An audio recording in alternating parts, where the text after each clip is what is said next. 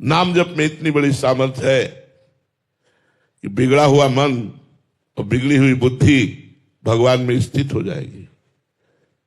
जितना अधिक नाम जप करोगे उतने मन बुद्धि भगवान में लगेगा, क्योंकि भगवान का चिंतन ही भगवान में आसक्ति पैदा करता है और संसार का चिंतन ही संसार में आसक्ति पैदा करता है।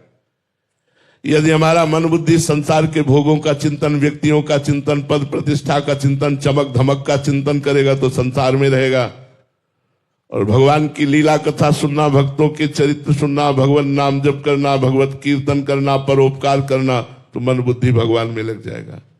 तो सत्संग सुनो, नाम जप करो, शास्त्र स्वाध्याय करो और मन को बार बार भगवान में लगाने की चेष्टा करो।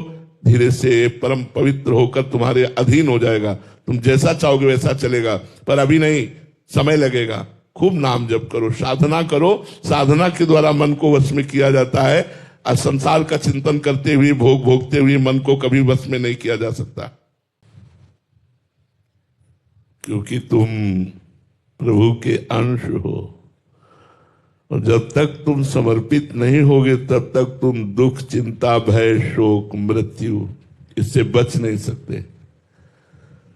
दुख, चिंता, शोक, भय, मृत्यु इससे बचाने के लिए भगवान कहते हैं तुम मेरी शरण में आ जाओ।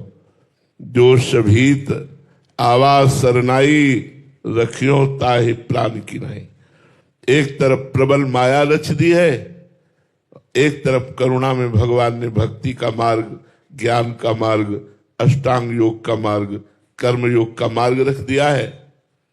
यदि माया से तुम भयभीत हो चुके हो, दुखी हो चुके हो, चिंताग्रस्त हो, शोक युक्त हो, मृत्यु से भय लगता है, तो आ जाओ हमारी शरण में। तेसा महम समुद्धरता मृत्यु संसार सागरात। मैं उसे इस मृत्यु संसार सागर से पार कर देता हूं। आओ सर्वधर्मान परित्यज्य मामेकम शरणं व्रज अहम त्वां सर्वपापेभ्यो मोक्षयिष्यामि मा शुचा। तुम समस्त धर्म कर्मों को मेरे चरणों में समर्पित करके एकमात्र मेरा अनन्य चिंतन करो। मैं तुम्हें निष्पाप करके महाप्रेम में डुबो दूंगा, महासुख में डुबो दूंगा। इसलिए भगवान को शरणागति प्रिय है, इस तुम्हारे सुख के लिए प्रिय है। उनको किसी की आवश्यकता नहीं है, वो पूर्ण काम है, उन्हें किसी की जरूरत नहीं। तुम्हारी जरूरत को पूरी करने के लिए, तुम्हें आनंद प्रदान करने के लिए। क्यों?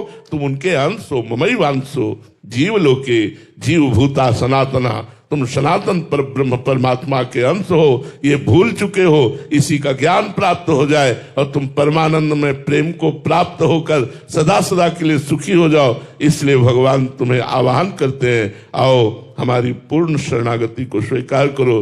तुम निश्चिंत, निर्भय, निशोक और सदैव प्रसन्न रहोगे। ब्रह्मभूता प्रसन्न आत्मा, तुम सदैव प्रसन्न रहोगे।